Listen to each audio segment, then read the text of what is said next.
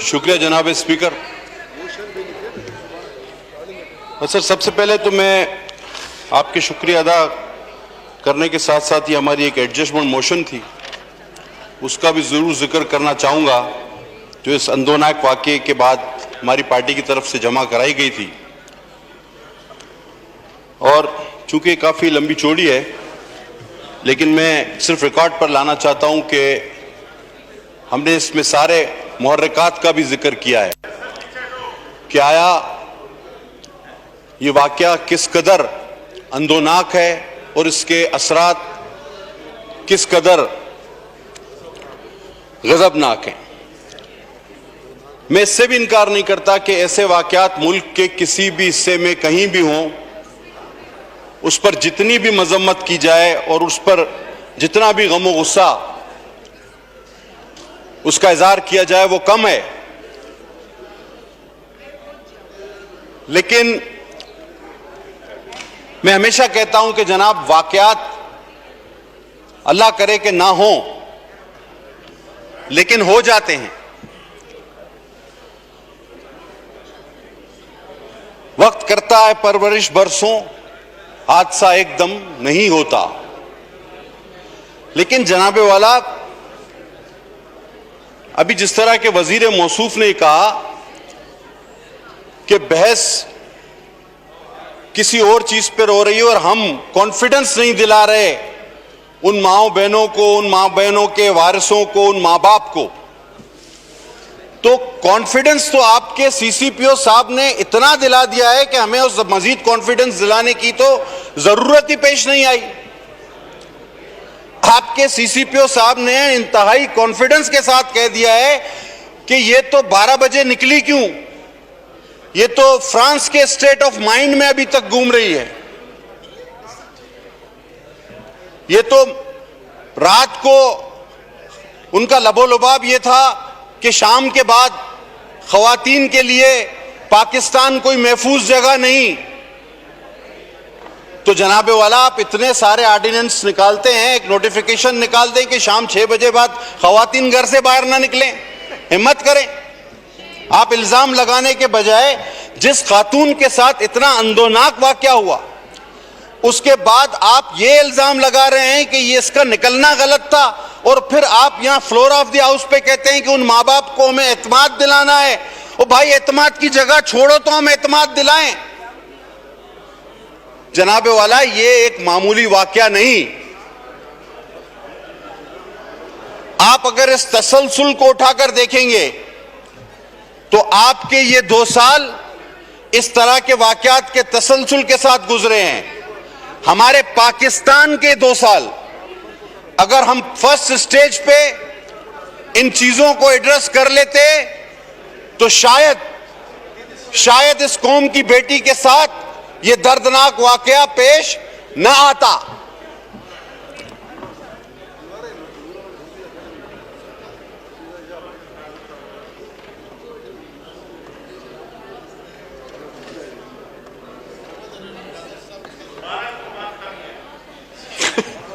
जी please. जनाबे वाला जी, सबसे पहले तो मैं एक बात कहूंगा जो इंतहाई तकलीफ का बायस बनी, और आज अगर आप मेरी बात को ना लें तो मोअज़्ज़ज़ हाई कोर्ट के रिमार्क्स पढ़ लें। उन्होंने कहा है कि इस सीसीपीओ के बेवकूफाना बयान के लिए का दिफा करने पर पूरी कैबिनेट को माफी मांगनी चाहिए। ये मैं नहीं कह रहा, ये आपकी ऑनरेबल हाई कोर्ट कह रही है। आपने उसका दिफा किया, हद मुमकिन दिफा किया, उसके साथ आप खड़े रहे।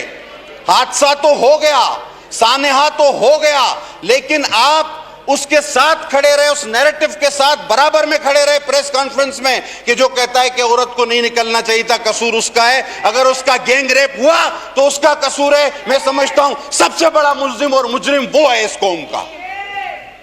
आप किस तरह बात करते हैं कि हमें बहस जो है वो हम उसका डायरेक्शन चेंज कर रहे हैं? नहीं, आप पहले मौके पर जब 30 बच्चों का रेप करके वो मेरी बात हुई थी अली मोहम्मद खान से उस दिन, सोहेल अयाज, उसने 30 बच्चों का रेप करके जब डार्क वेब पर वीडियो अपलोड की, अगर आज उसको प्रॉपर वे में सजा हो जाती, ये वाकया ना होता। आपने सानिया साहिवाल पर मुक्के ले रहे थे, आज अगर उसका रिजल्ट आ जाता, ये वाकया ना होता। लेकिन हद है जनाब वाला। मैं कम से कम एक बात करूंगा सर, मैं थोड़ी बात करने दें। देखिए, हमें 80 की दिहाई में निजाम मुस्तफा के नाम पर मेरे ख्याल में पब्लिक हैंगिंग के बारे में आप क्या कहते हैं? इस वक्त तो ये सूरत हाल ऐसी है कि इस किस्म की सिचुएशन में जब पब्लिक हैंगिंग नहीं होगी तो कोई और रास्ता नहीं होगा।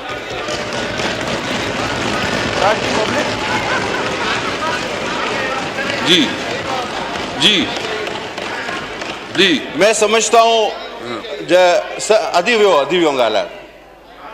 जनाब वाला, अभी यहां बात हुई, आपके कानून में किस जुर्म की सजा मौजूद नहीं? मुझे एक बात बता दे, आपके कानून में किस जुर्म की सजा मौजूद नहीं है और किस जुर्म की सजा नहीं मिल रही? हर जुर्म की सजा तफवीज है, हर जुर्म की सजा मिल रही है, लेकिन ये वाकयात दिन ब दिन जन्म लेते जा रहे हैं। आखिर हम माशरे की क्या अक्कासी, ये हमारा रिफ्लेक्शन है। हम किस तरफ जा रहे हैं, ये हमारी सोचें किस तरफ जा रही हैं। चाहे पाकिस्तान का कोई भी इलाका हो, इस तरह का अंदोनाक वाकया होता है तो ये ज़हनी पसमानदगी की दलील है। आखिर हम हमारे ज़हन इतने पसमानदा क्यों होते जा रहे हैं? ये सबसे मुकद्दस इदारा है। हमारी रिस्पांसिबिलिटी है कि अगर कानून साजी में कोई सिकम है, इस सिकम को ख़त्म करे। अगर कोई हमारी प्रॉपर जुडिशल रिफॉर्म में चाहता हूँ कि हम हाउस प्रॉपर जुडिशल रिफॉर्म करे कि इस किस्म की रेपिस्ट और जो माशरे के दुश्मन हैं उसके साथ वो सलूक हो कि कोई आइंदा जुर्रत ना कर सके। सर, आपने मेरी बात की, मैं आपका शुक्रगुजार हूं, आपने मेरी बात की तायीद की कि अगर उस सोहेल अयाज जो 30 बच्चों का रेप करता है और वीडियो अपलोड करता है, उसको अगर करार वाकई सजा मिल जाती तो ये वाकया ना होता। आपने तो मेरी बात की तायीद की है। और मैं सर आगे बताता चलूं कि आपके यहां हर जुर्म की सजा मौजूद है और आप इस बात की भी इसका मतलब है तायीद कर रहे हैं कि जो ऐसे कामों का दिफा करे और जो विक्टिम पर इल्जाम लगाए उसको भी सजा देनी चाहिए। तो इस तरह तो आज ये सीसीपीओ अभी तक लॉकअप होना चाहिए था। अगर आपकी मैं बात मान लूं, अभी तक तो उसको लॉकअप में होना चाहिए था। जनाब वाला, बात ये नहीं, बात यह है कि वाकये के बाद आपका रद्द अमल क्या होता है। बात यह है कि वाकये के बाद आप उसको किस तरह फॉलो करते हैं, मुल्जमान को कैसे गिरफ्तार करते हैं, आपका मौकफ क्या होता है। हमारे वजीर साहब जो कि सबसे ज्यादा बोलने वाले वजीर हैं, हर मौके पे वो प्रेस कॉन्फ्रेंस करते हैं। अगर बात मोटरवे की आ रही थी, अगर था या नहीं था, तो उनको पहले रोज छोटे छोटे मसले पर प्रेस कॉन्फ्रेंस 3-3 वज़रा आपके करते हैं। और बिलखुसूस बिलखुसूस अगर सूबा सिंध में कोई वाकया हो तो 3 वफाकी वजीर मिलकर प्रेस कॉन्फ्रेंस करते हैं। 3 दिन से मौसूफ गायब रहे। जब मोटरवे का जिक्र आ रहा था, ये 3 दिन से गायब थे, आज ये बयान देने आए हैं। मैं जनाब इतना भी आपसे पूछना चाहूंगा कि जब आपकी पूरी कैबिनेट कहती रही कि ये सीसीपीओ ठीक है, आज अदालत ने हुक्म दिया है कि पूरी कैबिनेट को माफी मांगनी चाहिए, कमेंट्स दिए हैं, तो क्या आपकी पूरी कैबिनेट माफी मांगेगी? नंबर 1। दूसरा, हम ये कह तो रहते हैं कि जी हम एक माशरे के मर्द हैं। जनाब, मर्द बड़ी खुसूसियात की बात होती है। अल्लाह ताला ने मर्द को और औरत को जब अलग अलग बनाया तो बड़ी खुसूसियात के साथ जुदा किया है। हम में वो खुसूसियात भी हों, हम मर्द बन के फिर आगे भी बढ़े। हम मर्द बढ़ के सबसे पहले सीसीपीओ को हटाएं, हम मर्द बन के सबसे पहले गिरफ्तार करें, सजा दें। सिर्फ बातें करने से कुछ नहीं होगा। इस किस्म के पहले भी वाकयात हुए, वो पड़े हुए हैं, वो आपने बास्केट में डाल दिए। सर, किस शोबा जिंदगी में मुझे बताइए हम। सर एक मिनट बस वाइंड अप कर ले प्लीज।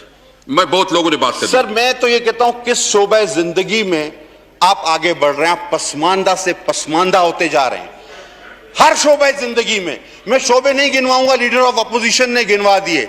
मैं तो ये कहूंगा सर कि आप कहते हैं ना एहसास, अगर वजीर मौसूफ की गाड़ी का पेट्रोल किसी ऐसी जगह पे मोटरवे पे खत्म हो जाए तो फिर पता चलेगा कि उस बच्ची के साथ क्या हुआ, फिर इनको पता चलेगा। एक मिनट पटेल साहब, एक जो देखिए ये बात आप हर एक चीज को पॉलिटिक्स की नजर करते हैं।